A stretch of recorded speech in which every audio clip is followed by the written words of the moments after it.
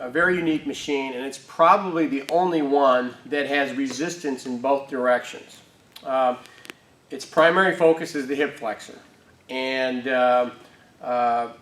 you need to have somebody pushing you, counting your reps, and checking form. Is it the answer? Is it the only thing you need to run faster? No. But for those people who are inside that have a really late spring, and it's invaluable. For those people who are injured, that have foot injuries, the Real Runner will keep somebody in shape. Typically, we have a rubber band wrapped around the top of the Real Runner, and the athlete will put the band between their belly button and their pubic bone. And we do that in order to help them learn how to activate their glutes in extension while they're on the Real Runner.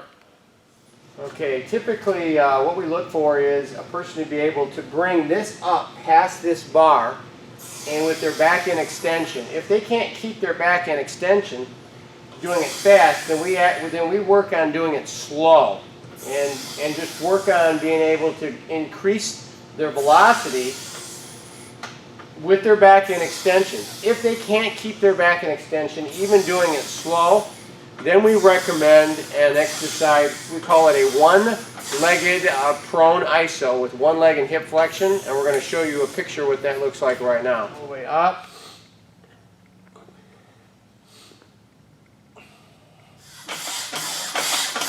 All right, notice how high his knees come up. At least the pad comes past the bar. That's about how high we're looking for.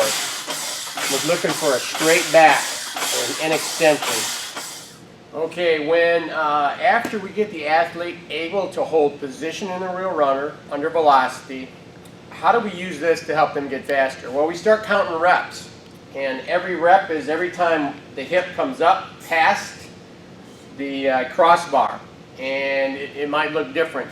For 100-meter power runners, these guys might work a lot more on the harder positions and medium positions, and may only go up to like 12 to 15 seconds. 400-meter guys, we may go all the way up to 40 seconds. But again, we're counting reps per second. So a typical workout might look like maybe 36 seconds on easy setting. We're going to count the reps, and then we're going to wave load and maybe go into a medium setting and maybe go 24 seconds, count the reps, and then maybe go back to the easy setting again, and again count the reps and keep track of the reps, because that's the only way you're going to find out if your athlete is getting faster and getting better at it. Set, go. 2,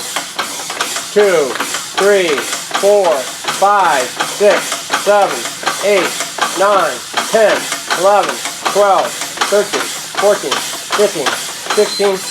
Okay, good. You see how the sway in the hips right there? That's when we call when a person's trying to ride the bike, and they're putting all their weight on one side and not putting enough force on both cross-crawl movement. Good. Typically when you see an athlete that's trying to ride the bike, and what they're doing is they're trying to use their obliques to pull their hip up. And what we when you see that occur, it means their hip flexors are really weak, their psoas muscles. So again, go back to going slow, learning it in slow motion, and gradually pick it up. If they can't do this motion on an easy setting, there's no way they can get to the more harder settings. Sometimes you're going to see athletes who are going to put their legs so far in extension they're going to hit the back of this support frame. And all that means is they're not sitting forward enough. All the way up. Hip flexors. All with you, chick. Come on.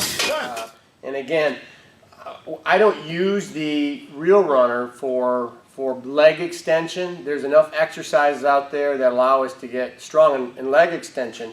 This is primarily learning how to use your psoas muscle, and it's mainly hip flexion.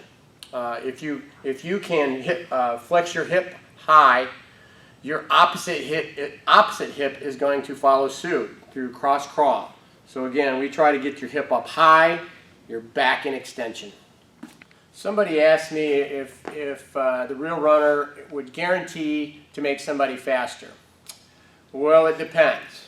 And the reason is at a certain point when an athlete can increase their reps per second on the Real Runner and they don't get faster and they have great form, then we know it's in the feet.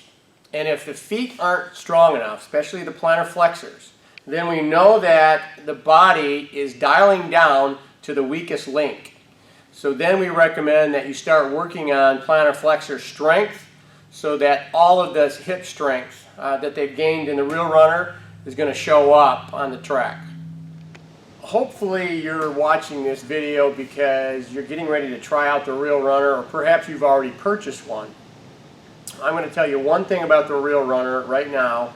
It's very, very difficult to get any benefit for an athlete by doing it yourself because you really need a coach. And it goes back to counting reps, checking form. This is a very hard machine. It's one of the hardest machines out there. Until you try it, you just don't understand